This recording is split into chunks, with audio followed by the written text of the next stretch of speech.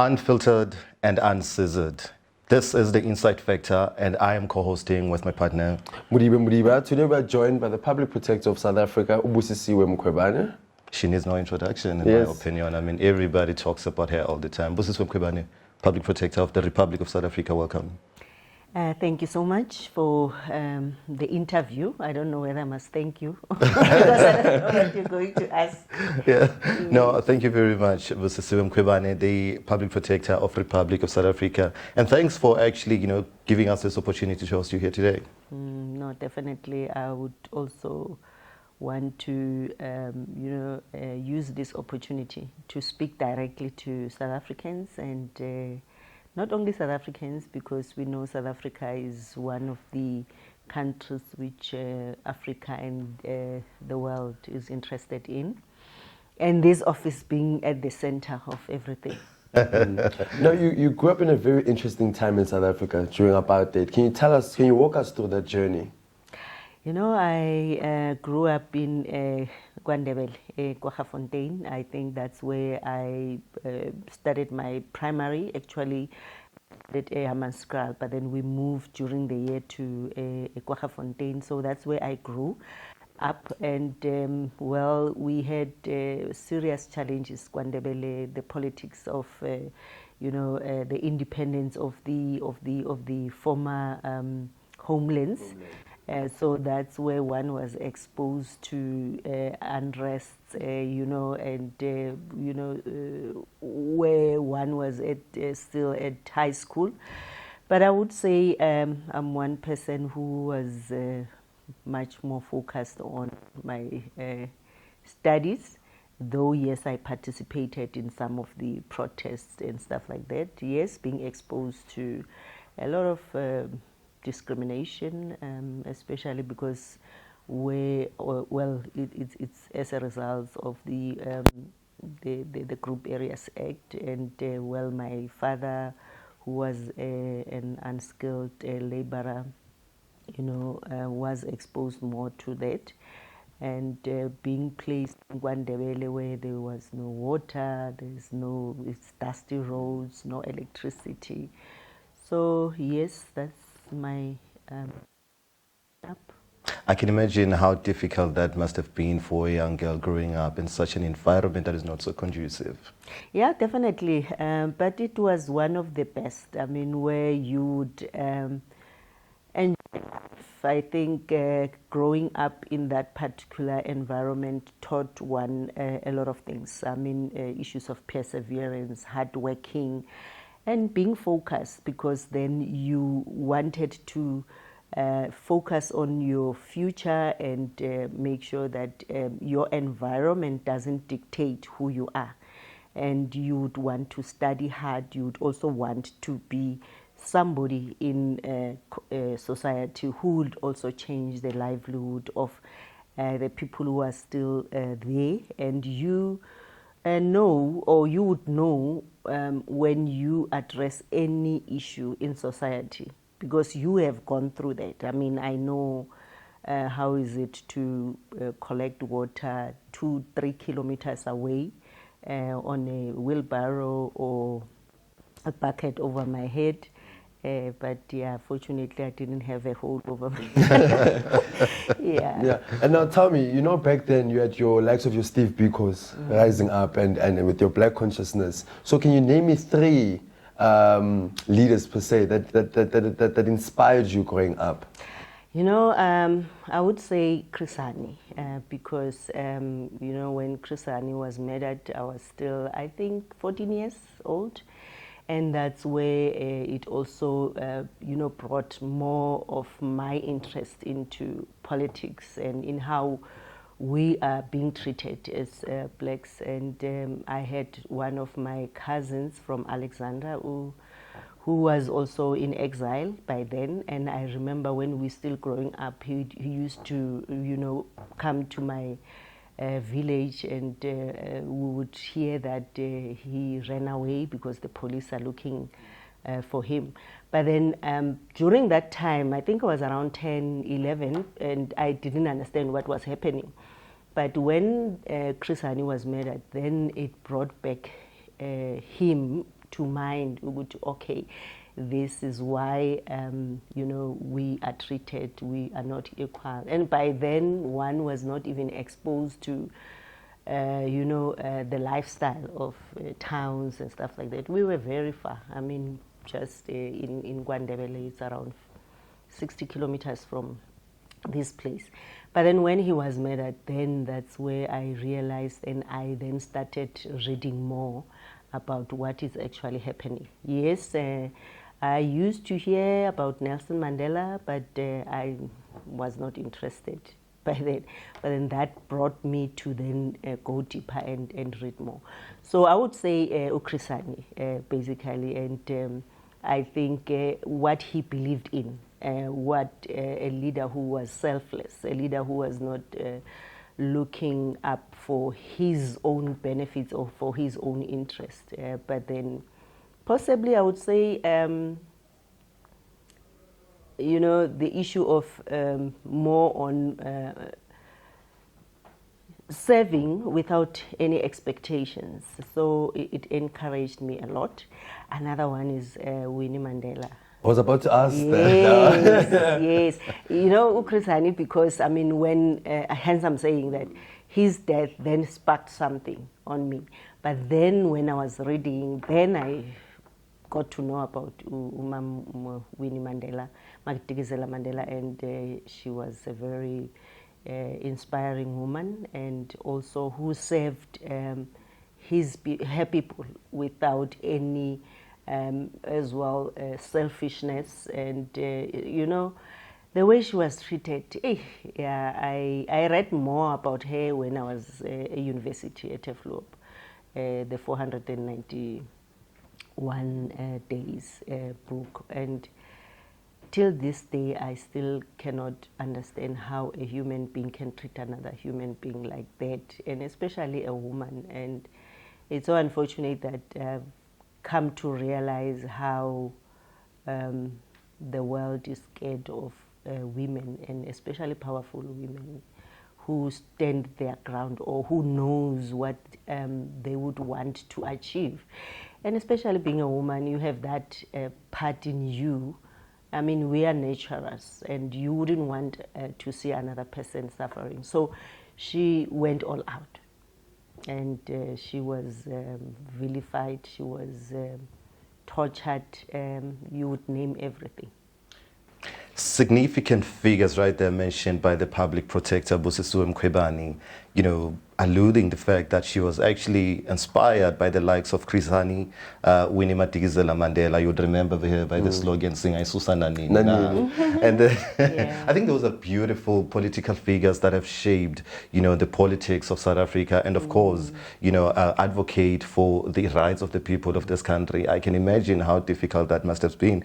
And now, today, we're sitting here, you are one of those people who are actually, investigating high-profile cases, as well as cases that often don't make it to the media due to their nature, because I believe that the media is more interested in these high-profile cases, and of course, you would understand that there are political cabals, there are differences, there are factions in politics, and people take interest at that, and they aim at you when they see that you are perhaps not delivering on their expectations. How has that been for you? It's been very difficult. I mean, mentioning the two political leaders, it also then brought to me the fact that there's that issue, or there's that trend of people who are defending the poor, the marginalized, and people at the grassroots. They seem to be a threat more, or then they are treated badly. I think it's what I've picked up throughout the process. And what we are doing as an institution, or Public Protector South Africa, we've done, our work is 95% of assisting those communities. I mean, going to Abomas Pumelele, where you would see people living in very horrid environment, where they don't have, a basic necessity, which is the sanitation. There's children who are playing in filthy canals and stuff like that. And You then come in there, you work with the community, you bring the municipality to work with the community, because, I mean, by then people have lost hope in the system, they've lost hope in government, and you change the lives of those people. But you'd find then that the media, especially mainstream media, they are not interested in those things and how you've changed people's lives. And hence I'm saying, when you are changing the lives of the poor, the marginalized, or people who cannot stand for their rights, it seems as if capitalism, or people who are just interested in making money, or concerned about profits, especially high-profile matters, or those matters which we call high-profile, they possibly sell better than the issue of community yaseMas Phumelele. So that's very painful to see. And even worse, when you are trying to help the people, and you find the very same people now coming back to attack you. Miriam Tapman said it, that I'm trying to free some people who are enslaved, but sometimes they don't see that, and they allow themselves to be used, against the very same institution which is there actually for them. You don't pay a cent. We have access to any sphere of government, and we need to do our work without fear or favor, irrespective of the position of a person. So then you find then that you are then touching the areas which people don't want you to touch, but just focus on their political fights or whatever they would benefit. Yeah. And I mean, also, you've just walked us through that and the pain that you go through with that. And then I want to ask you a very personal question. Your mother warned you about taking up this role. She gave you insight to say, "Man, are you sure you want to go through this?" And then you said, "No, look, I think this is what I want to do. This is, I mean, you've been inspired by Bomamweni. So you felt like, this is a time for you to be selfless and go there and take the personal attacks that you've carried on your back, but then the work that you do on the ground. I remember one instance, a community actually gave you a blanket to thank you, and those are stuff that you never see on mainstream media. So do you then remember the words of your mom warning you to say, be careful?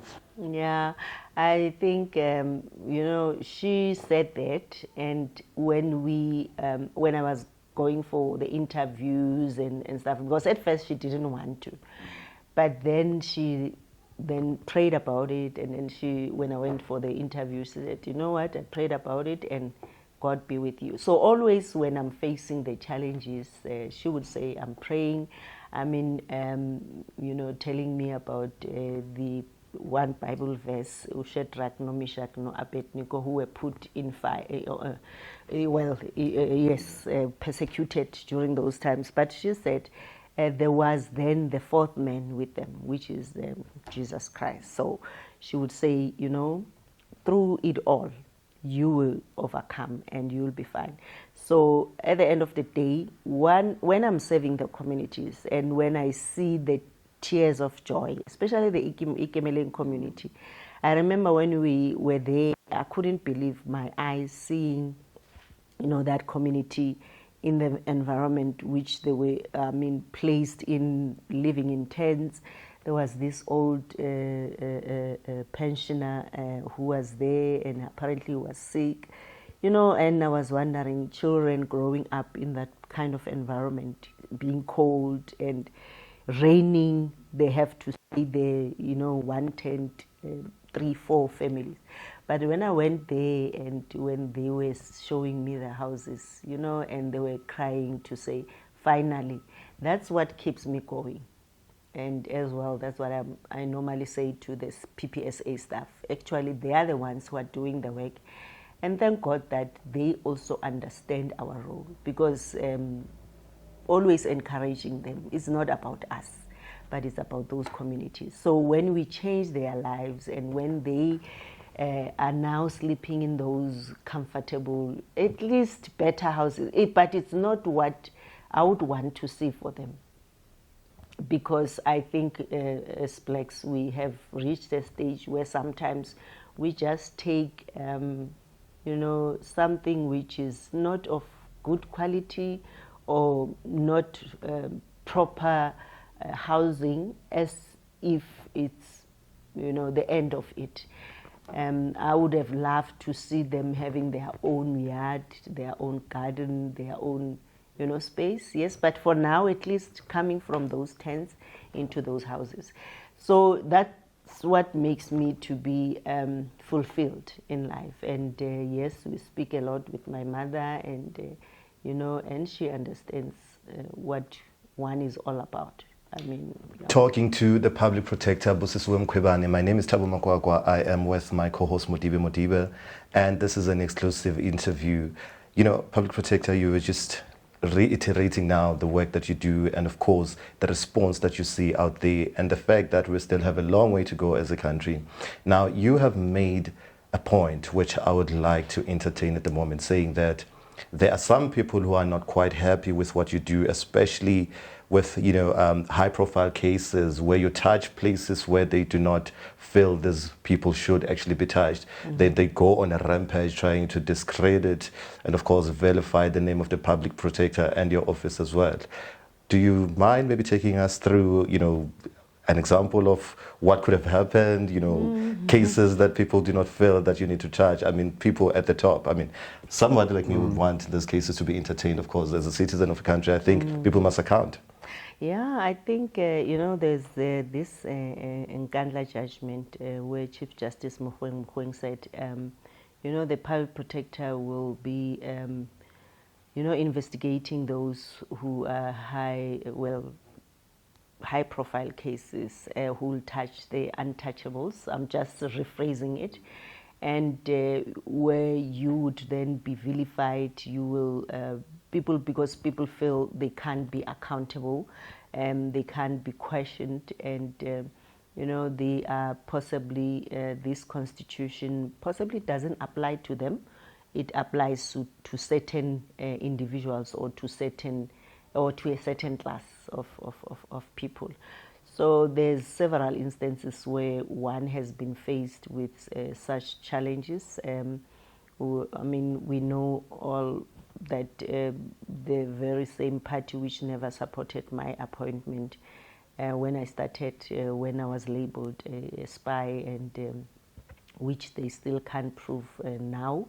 And they are the ones who are using the Executive Members Ethics Act, which gives the public protector the mandate to investigate the executive, the conduct of the executive, ethical behavior, issues of transparency, issues of accountability.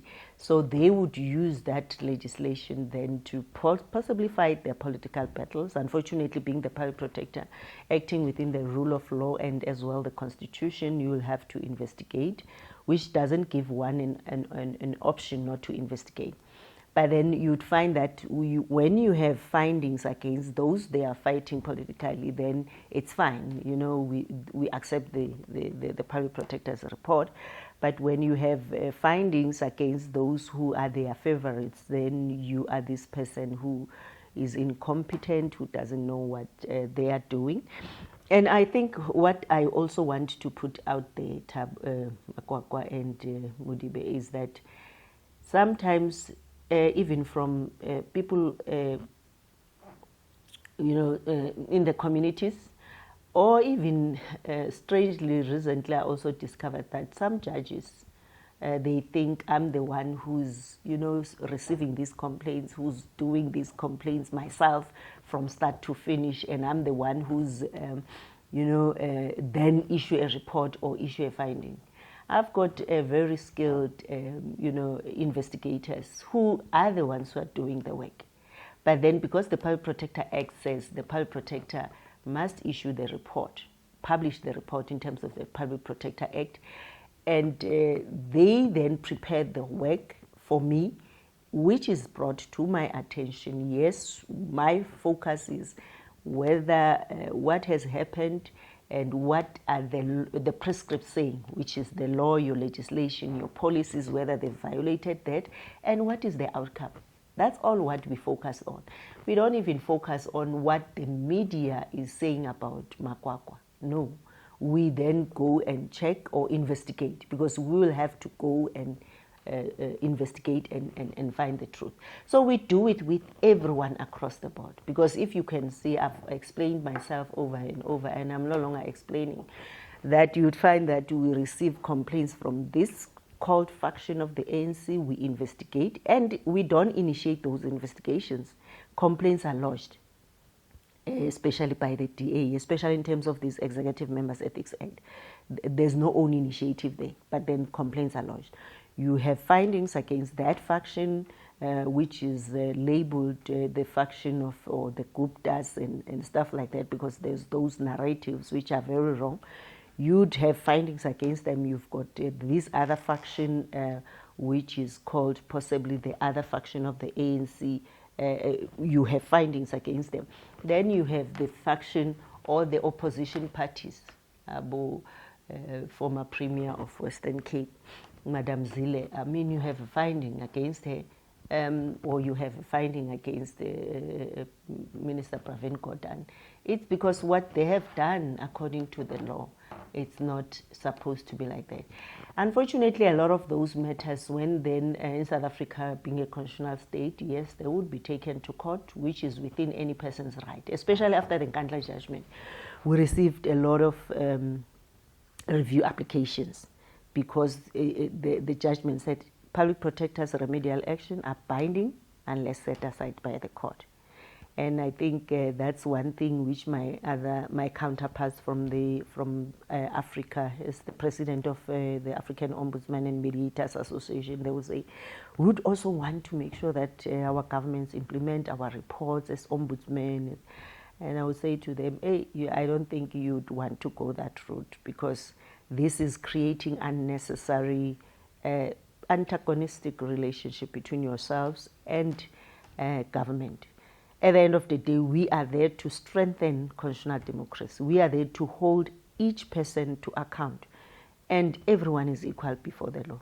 But unfortunate part is when you touch certain individuals who have the financial muscle, who also are supported by the mainstream media, and media, whatever they say, it goes, because when they publish anything, people believe what they see, especially even the headlines. You know, I've discovered as well that people just read the headlines and say, hey, Mkhwebane again, and not read the whole story to get both sides of the story and make their own conclusions. And then you've touched on the judiciary and elements of the media working together.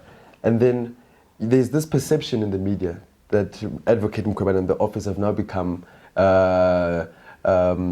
delinquents on the law, to say, or they don't know the law, stuff like that, because what is being said by the media, forgetting that you don't take yourself to court, there are people who come and take you to court. Can you just walk us through that? Because now the perception is that you've become incompetent, to say, which is a very rare, when you actually do your research and you look at when you look at things, to say that no, but actually you are the one who's being taken to court, and therefore you must go and defend yourself now. Definitely. Thanks for raising that. I would start with it's not only me. I mean, when I joined the institution after the Nkandla judgment, there were 16 to 20 matters which were the public protector was taken, the former public protector was taken on review.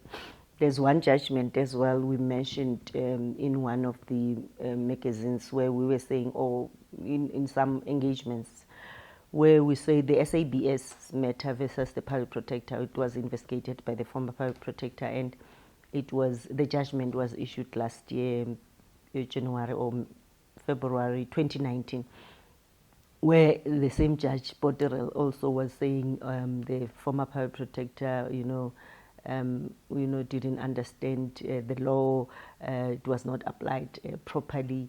Again, still saying the investigators investigated, they brought the product, yes, you check, you go through, you read, but then when you go through the report, you understand that, okay, the people have violated the following prescripts, and you issue the report.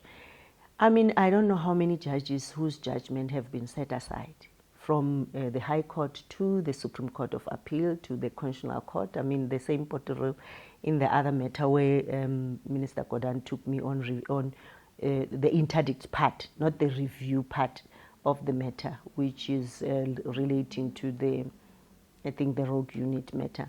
Where the Constitutional Court as well pronounced that, I mean, there was an error of judgment on her part. You know, she didn't apply her mind. And several other judges, you know, I've got a friend who's practicing in the same, or is within the judiciary, saying, you know, there's one judge, I won't mention the province or the name, whose judgments were set aside, I think almost all of them. And she's still a judge. And no one will go out there and say, this judge is incompetent, this judge must be removed. I mean, the way the law is structured is that when the report of the public protector you're not happy with, we are not a law unto ourselves. It's taken on review. And when the court finds that we have didn't investigate the matter properly, because most of the time is on the process which we followed or on technical issues, not even on the gist of the matter. And that's a challenge because it's justice served, where the report is set aside and most of the time they say it mustn't be returned back to the public protector. But what about the prejudice suffered by those people we were trying to protect? And it's true what you're saying, that we don't take them to court. They take the public protector's reports to court using state monies. And when we are opposing the matter, we oppose the matter because we want to assist the court. Not to say we are fighting, but we're saying to the court, this is the process we followed, this is what we found based on this evidence. And since we avail all our investigation reports, then the court will then go through all this and they find in their favor. And it's very few matters, Mudiba, because if we check all the matters which we lost, I would say, or the complainants lost, because we are there for the complainants, are not even more than 5. And there are those the courts found on our favor, or the complainants' favor. So there's that issue as well of, in a way, using the courts to fight their own political battles, because then they will push this narrative that this public protector doesn't know the law, And the interesting part is that the very same investigators who've been there with the Advocate Bakwa, some Mushwana, some Advocate Matonsela, are still here. They are still the ones who are investigating. I'm not the one who's doing all the writing of letters, and yes, I'm the final arbiter because I have to sign those reports, but as well apply my mind. And also the main role of the public protector, again, which I normally say to the investigators, don't just deal with case by case because you are pushing time. You must look into what you are changing for the country, what redress you are bringing for those who are prejudiced. Because as the public protector, being a constitutional institution, you change the system, because we are dealing with the system here. We're not dealing with the fact that somebody was paid their pension monies. But then we will have to check why this systemic challenge, and we need to correct that systemic challenge. We need to make sure that people are always reminded to act within the Constitution. So that's the narrative which is created, but I think our work will speak for us because that's what we've changed in people's lives. We don't have enough budget. Our budget is cut. We can't also have our own radio station or our own TV channel where we can promote such work. I think that is a role of the public broadcaster, which unfortunately it's not happening as you would expect to happen in a country like South Africa. Yeah.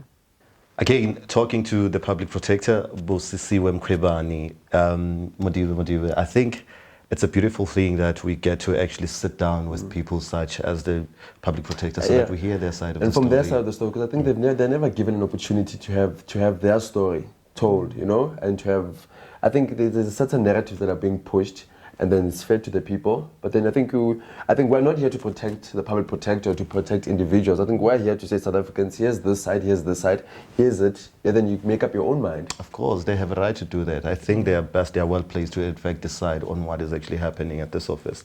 But as well, with you, public protector, I have to ask, you have taken us through what you have gone through here at this office ever since you took over from your predecessor, the former public protector, Busisiwe Mkhwebane. And you've mentioned that there is a case that said that you, in fact, your former public protector, our former public protector, Thuli Madonsela, investigated with regards to SAPS. But unfortunately, by the time the matter was taken on a review, if I'm not mistaken, to court, you lost that case. And I think that is also on your name as the current sitting public protector. But it's also important to highlight, you know, some of the cases that actually were investigated for as long as the former public protector was present up until now when you took over, and all these things unfolded. But before we go into that, I want to ask a question. You mentioned here on this interview that you have a friend. We all have friends somewhere. That says there is a particular judge, this certain judge, that has actually, all cases that he or she has delivered have been challenged and they have been set aside. Of course, I'm not going to ask who the person is, but I am more interested in, because now if we have such judges presiding over our courts and all the court outcomes are being put, are being thrown out or put aside, as being illegitimate, and the process of law having to take over. With your cases, you are based in Gauteng, and we have got the North Gauteng court here. And I believe that's where most of the cases with regards to the Office of the Public Protector are had. How many cases have been taken on a review at the same court here in Tshwane, and they have ruled in or against your favor? I think this question is important to us because also we need to assess something as the citizens of this country. And of course, we know that the judiciary is not as, what I mean. But anyway, take us through that. The five judgments which were against the public protector, and all of them are special, in fact, not counting the rules, the interdict judgment or in the Western Cape. Just about last week. Yes, but then the other 5 are in the North Gauteng High Court. And there was a stage where one of my of the SCs, because remember as well, when we are taken on review, some of the matters we defend internally. We have a manager, he's not even a senior manager, where we're trying to save on litigation costs because we don't have enough budget, who will then defend them. But some of them we then outsource to attorneys, and then we appoint senior counsels depending on the matter. I remember one time Advocate Dalimpofu saying, and addressing the court, that now the public protector is at a stage where she feels we can come here, prepare, and argue the matter as much as we would want, but the other parties will just have to just appear, and they know that they would win the matter against the public protector because there is this narrative which is created against the public protector. So all of them are in North Gauteng High Court, and indeed it's a concern because at the end of the day, which I've indicated, we are all here, or our only focus is to bring justice to the public of South Africa. So any matter which is taken on review against those state institutions, normally I would say it's as if state institutions are at war with its own citizens, because you are placed in power and you are supposed to apply or implement the law equally, but then you find it not within your own interest to implement the report of the public protector. So it's a concern. Unfortunately, we are based here. Unless if you would want to run away, maybe we must find an office in Johannesburg so that we can go to the Gauteng South, or move to Mpumalanga because there's a high court there, or to Limpopo. But I'm just saying that indeed it's a concern, because I mean, with the final judgment where the judge president contradicted himself, during my predecessor's time, the public protector has the power to refer the matter, anyways, they're in the Public Protector Act, to other state institutions to take the matter forward or to process the matter within their investigative powers. But then with certain judgments, or with the current judgment, that was found not to be the case. So I think I said it several times that I think the main focus which judges should be focusing on is focusing on the law. We need to be objective, apply the law and nothing else. Because once you start to apply the law because of who is in this position, then it's a problem. I mean, I pity the law students. I pity even the very same lower courts, because now it's so confusing which judgment to follow. But I think the only thing also we saying, whatever judgment we receive, we also go back to the apex court, the constitutional court, because we would just check what did the apex court say about the powers of the public protector. That's all we can rely on. I mean, as well, the very same advocate Mpofu once said, somebody was saying, but why are you defending the public protector? Are you not scared that you are tainting your own image? And apparently he told that person that, you know, Judge, Advocate Bezos, may his soul rest in peace, apparently during the apartheid times, lost almost all the cases.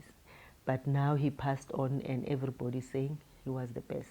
So so it's not about losing, but I think it's for even those law students, even those magistrates, those prosecutors, I think, or read the law, read what the law is saying, what other high courts have pronounced on the matter, and just make sure that you bring justice to whoever is facing injustice. So I think that's all I would say. And even whoever we are appearing before in any other matter which is still going to be going to court, let them just focus on the law. Let them focus on bringing justice to whoever is being prejudiced, and forget about Busisiwe Mkhwebane, because I'm here and my term will end, and we will have this confused, precedents. And I read about that. There's this issue now that you must be impeached and you must leave office and stuff like that. You now feel that the credibility of this office now is coming into question now, because now people want to deal with Advocate Busisiwe Mkhwebane. Now dealing with you, fundamentally, we're now dealing with that office. And I think if it's the lead of the EFF who said, let's not deal with individuals, because now you're destroying this office. Do you think now that you have now come at a point where whoever comes in after you is going to have a challenge, because this office now is being dealt with by using you as the face? And maybe before she responds to that question, Madiwe, I think it's important also to, touch on what she has previously said, saying that all the court cases are being challenged, obviously at the North Gauteng High Court, where she's obviously going to lose. Now, people are taking you on a review, and apparently you cannot use the office money to pay the cost of, the lawyers or counsel of, the other applicants who are disputing your findings. I'm concerned if now the public protector is employed at this office as the office bearer and you are fighting battles with this office, not your personal battles, but the office, and you have to pay from your own pocket. Where do we draw the line? I think that's a serious challenge. Well, being the first public protector or the first ombudsman, which also was very shocking for the other ombudsman in around the globe, and also my African counterparts when I was saying, don't wish for the binding nature of your remedial action, because you'll find yourself then having to pay from your own pocket.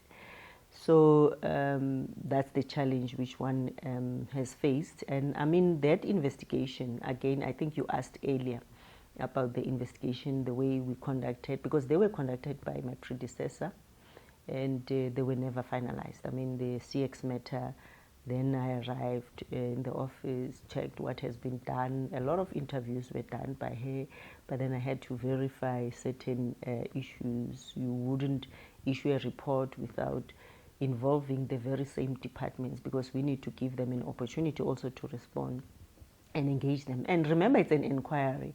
We are not a court of law. So we don't even find people guilty, but then our findings are, we find on impropriety, the way you've acted and how you can correct, and your successors, how they should be behaving. Coming to the issue of what you're saying, the people who will be coming after me, I mean, a precedent has been set. It means then some people will be afraid to even issue reports. I don't know whether that judgment, or there's two now, they freed the matter as well, because the matter was taken on review. Judge Tolmay waited for the Concord judgment to issue the personal costs. And the way she issued it, there were even errors because the percentage was not correctly done. She had to correct it, not even go pay. You know, there's all those issues, which I would say is maladministration issues. Then, so is two. Fortunately, the public, some can see now, they've paid those personal costs, especially the Concord one. That money has been paid. Now is the Friede one, and also they are trying to, crowdfunding, so that they can pay. Therefore, it means I must also pay from my pocket if the money is not enough. So they will still determine how much must I pay. So the office does pay, because he's the public protector as the respondent, and the judge then said a certain percentage must be paid by me. You remember the CX one, there was that issue that it might be 900,000 to $1 million, but then when the calculations were done, that 15%, it meant that not whole 100%, it must be paid. The office must pay, I must also pay. It's unfortunate, again, that I'm doing the work of the public, but I must pay from my children's, my family's, pocket. And I'm saying, thank God that people understand and they paid that, because I'm defending them. So that's why you'd find possibly the EFF saying, we are not defending Busisiwe Mkhwebane. We are defending this constitutional institution, which is very much important, because you don't want a situation where all institutions, constitutional institutions or state institutions, are perceived as if they are being used by the state to oppress, to do as they please. Therefore, if you then make this institution to be weaker, sabotage this institution, then you'd find a situation where people, when they are being dealt with unfairly by the system, there's impropriety, it means then public servants can do as they please, and no one will hold them to account, because we issue reports, they are taken on review, I think a lot of the matters we decided not to oppose anymore. We'll just possibly issue an affidavit to explain ourselves. It's so unfortunate that some of them then we will have to oppose, because if they have an impact on your personal costs, because I feel the second one of Friede, the Supreme Court of Appeal should have also given us an opportunity, because it was not only on the matter of law or the allegation that it was a whitewash report, which, by the way, was implemented by the Free State government. And it's something which whoever occupies that position will know how to deal with those issues, because our reports basically are that to teach whoever comes into a certain position. If you are a good leader, you'd go in and check which reports were issued. Let me go through them. Let me not repeat whatever the others have been found wanting on. Okay, so Public Protector, you have legal experts, former judges of the High Court, you've got political analysts, as well as current cabinet members going out there to issue public statements against the office of the Public Protector, Busisiwe Mkhwebane. I would refer to the recent matter we saw in the media where the Minister of Transport, Fikile Mbalula, was saying that you are part of a political cabal that includes Ace Magashule and a few other controversies of veterans, and you are used to fight battles, you know, that have to do with the CR17 saga, the current head of state, President Cyril Ramaphosa. I don't know exactly what he meant by you being used to fight them. What is your response to his remarks? It's not the first time. I mean, there was that instance, especially Minister Kodan. Remember, and he even went ahead, even in his affidavit, saying, it's a fight back. I'm also being used, and that we've challenged. We are even looking forward to hear what the court is saying, because ministers have been appointed by the president to serve the public, to assist the president to deliver on the mandate they've promised the voters. And they are not a law unto themselves, and they've taken an oath of office to respect the Constitution, to abide by the Constitution, which is Section 95. Now, if you have a minister who has taken an oath, it means that oath they've taken it in vain. It's not only even Minister Kodan, even Minister Tito Mboweni. I mean, there's several comments which he made, also making a joke about the report we've issued against DG Mokgajane. Because the fact of the matter is, as any public servant, when you apply for a clerical post or any post, you complete that Z83. That is your form of taking an oath or a contract to say, I don't have any criminal record, I don't have any disciplinary, and even during the interviews you declare all those things, and you find a DG of National Treasury not having done that. For me, it's not about whether it's a minor offense or whatever. It's about the issue of your honesty, your dignity, accountability, transparency. So Minister Mbalula as well, I don't understand why he felt as if I'm being used. When that complaint, there's a report which is still binding, by the way, he never took it on review, which we issued about the trip to Dubai. We've got evidence. Any report we issue, we don't rely on the information which is just mentioned. This person has traveled, was paid for the trip by SEDGAS or whatever. We investigate, and we have evidence to that effect. We've got transactions, we've got interviews we did with him, where he also acknowledged that that happened. Then the report was saying you should be conducting yourself this way. It's a learning process for them. A person must just learn from that and not repeat. that era again.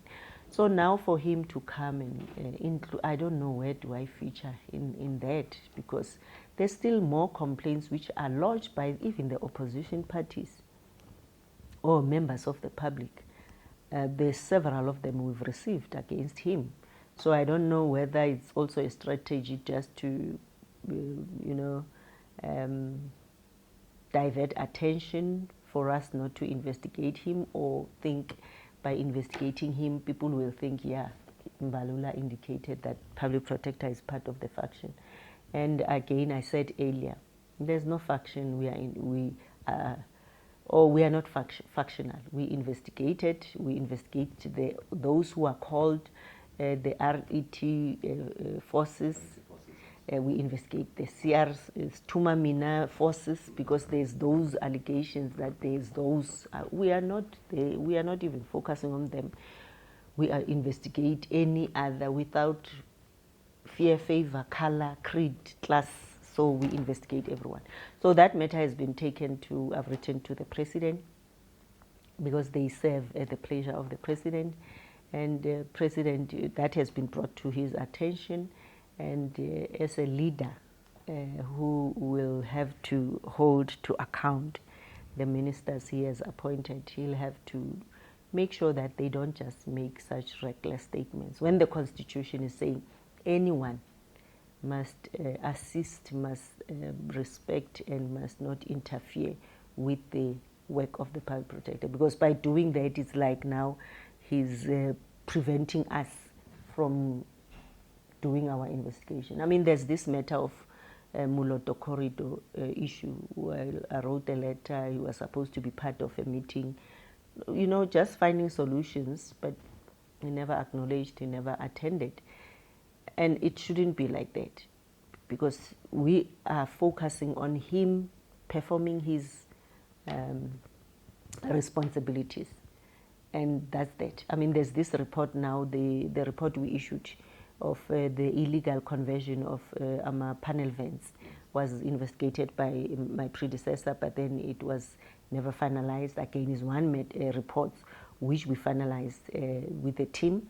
And that report, public transport welcomed it, they are implementing it, and it's a success. The one, I think they had an indaba on that particular matter.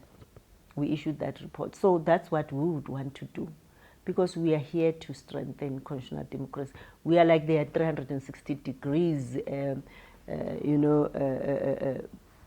view institution which will help them to uncover things which they might not even be aware of. And once we do that, who's going to receive the credit? It's them. Because if you implement those remedial actions, you act accordingly, then you receive the credit.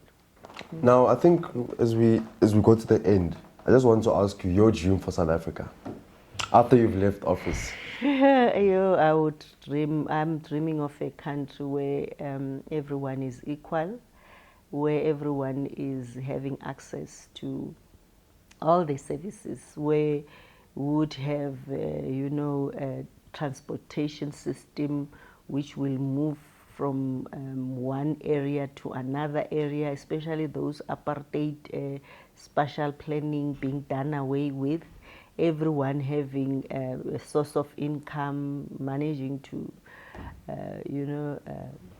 support themselves, their families, small businesses being properly funded, having banks, enough banks, and a dream I had is also seeing South Africa.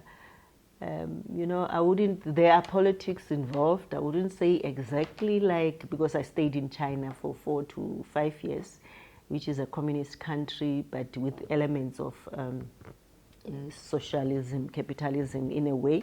But where you would make sure that you put your citizens first. You provide all the services. We don't have squatter camps. We have provision of water, affordable electricity. Where there's no crime, where we don't have such violence which women and children are facing, but even men, because there's a lot of deaths which are committed, and it's the highest number is young African men. No drugs, no nyaupe. You know, it's just that country where we will have leaders who will serve selflessly, who won't be focusing on looting state resources and greedily looking into their own interests or, yeah. Indeed, that's a beautiful futuristic outlook we all desire to have as South Africans. I think, Madiba, you would have probably said the same. I mean, we all want to have a beautiful country. And I'm glad that you also mentioned that men also do get, you know, violated, because I've seen a trend on Twitter. Men are actually at war with women, saying that, but we are also isolated. We go through stuff and we're not being entertained. I'm glad that you clarified the fact that, no, you are not forgotten. You are part of the struggle. And we all seek to actually address that as a country. There is one question I feel South Africans are actually interested in, Advocate Mkhwebane, the public protector. We have seen a pattern. You know, they are institutionalized, formalized commissions initiated by the higher office in the country, the head of state, or it could be just departments. We have had your PIC commissions, we've had many.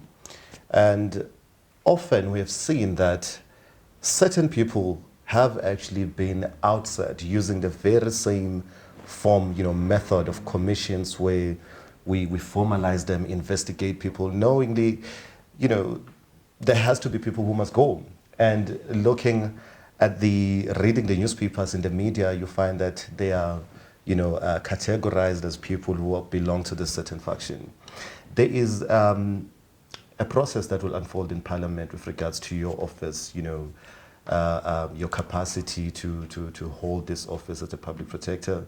And of course, we'll have many deliberations from many political parties or individuals arguing why you must go. How do you think the process will unfold? Do you see yourself surviving this? I mean, looking at the history of these commissions and investigations, do you feel that after this, we'll still refer to you as the public protector? Your question, I think, is twofold. The issue of commissions of inquiry, because that is the prerogative of the president in terms of the constitution. The president can establish commissions of inquiry, and again, the commissions of inquiry, the president might decide to implement those the recommendations, or might decide not to implement the recommendations. I think also when it goes to issues of investigations, the public protector is the constitutional institution in the country, the only one which is there in the constitution, which has investigative powers, which should be properly funded according to the national development plan of the country. That's the policy of the country, which says the public protector should be properly funded. But in Mhlambe, it's because he's a different public protector that is not happening. So which should be investigating, because all our reports, as I said, we just don't thumbsuck. We don't come and entertain people who will just tell us stories that Modiba has done the following, therefore we take your word. But we listen to you, we listen to the other party, we also conduct our own investigation, and we uncover that, we have evidence, and then we issue. So I would think commissions of inquiry, we should be also careful in how we conduct them, and not use them to possibly fight our political battles. And also, even if there's that things which are coming out of the commission, let everyone be treated equally, before the law. So the issue of the parliamentary process, I'm also a citizen of this country. My rights should be protected, and like any other South African. And that then applies to any law which is applicable to me, should be constitutional. Meaning the rules, currently we were challenging the rules because we are saying the constitution firstly is not, especially for the public protector and the auditor general, which our removal has been placed to such a level where the founders or our forefathers, the way they have made sure that they are captured in the constitution, which sometimes I understand the former ANC leader, Oliver Tambo, is the one who came up with that idea of having, especially the Chapter 9 institution, the way they will hold the executive to account. But as well, former President Mandela, when he was addressing some gathering in London, also focused on these institutions to show that everyone must be equal before the law. So therefore, the level or the stringent measures of removing the public protector are not similar to the others, because we need 2/3 majority. But the Constitution doesn't say, Section 194, how that process should be done. Because the original complaint by Justian Hazen, we then asked the Portfolio Committee, but you don't have a process to follow on how should that be done. Then quickly they came up with the rules, which rules we are also then saying they should be constitutional and everyone must be treated equally. And we are challenging that, and we are saying let the rules be properly drafted, deal with all the issues, and you can't apply the rules. We are challenging retrospectively. I mean, that's law. You need to have the rules and apply it going forward. Unfortunately, sometimes you find that they are making these rules maybe to deal with me, and you'll find that constitutionally those rules are not constitutional. They might even impact on my successor, and you can't do that. And they say it's for Chapter 9 institutions, but you are focusing on this particular person. I don't have a problem. I will undergo any process, but let the law, or they must respect the Constitution. They must also do that process within the law. Then I will be facing that process. And again, the question is, what is there to answer? And can you judge me with only 4 or 5 reports versus 140 something reports we've issued? And even the 95% bread and butter issues we've resolved, we've changed the lives of the people. But as I'm saying, Iguti, at whose interest? When you are there, you're trying to free or make sure that everyone is treated equally, then you become an enemy to a certain class. And I think there's that issue of a certain class wanting to keep that. And unfortunately, then you'll find that even the courts, because the public protector is there, you don't pay any cent, we're there, we need to defend you, we need to protect you. But when you are taken to court, then the legal system or litigation is very expensive. Some matters we will oppose, some matters we won't oppose, we won't even afford them. But unfortunately, there's that perception as well, Guti. When you have money, you can win any court case because you'll get the best lawyers, or sometimes even we will have the best lawyers, but it depends on what is supposed to be achieved. So I will go through that process, but let's have the proper rules. And by the way, on the 16th of October, I was celebrating 4 years in the office, and 3 more to go.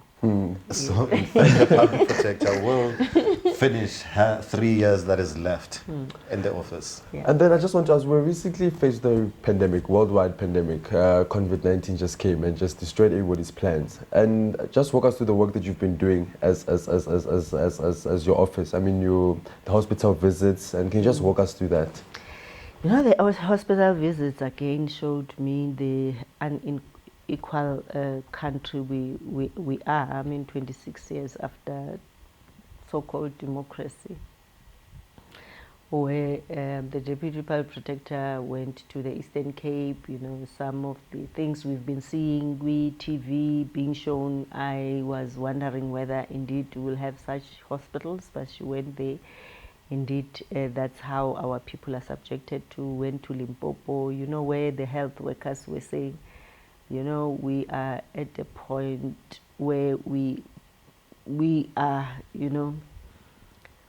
we don't know what else to do, and we've lost hope in the system because we are subjected to this kind of environment or working environment. And I was saying to them, or we've been saying, we visit hospital, we would want to meet health workers, unions, and even some of the patients, because you cannot have inesi early, friendly, loving, taking care of you when their own interests are not taken care of. So I think that's what we would want to see.